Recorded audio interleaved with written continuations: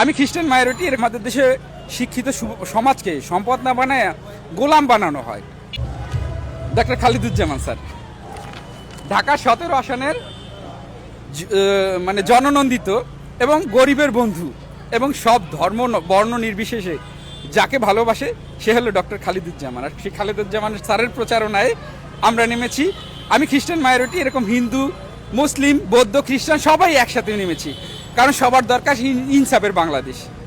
আমাদের দেশে আসলে আমাদের সবসময় বলা হয় যে আমরা সংখ্যালঘু। একটা দেশের সুনাগরিক তো সংখ্যালঘু হতে পারে না, সে হবে দেশের সম্পদ, আর সেই সম্পদ বানাবে দেশ। কিন্তু দুঃখের বিষয়, আমাদের দেশে শিক্ষিত সমাজকে সম্পদ না বানায় গোলাম বানানো হয়।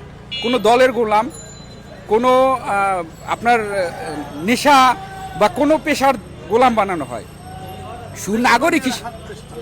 সুনাগরিক হিসাবে যদি গড়ে তুলতে হয় তাহলে সুশাসন দরকার, আর সেই সুশাসনেই দিবে দাঁড়িপাল্লা।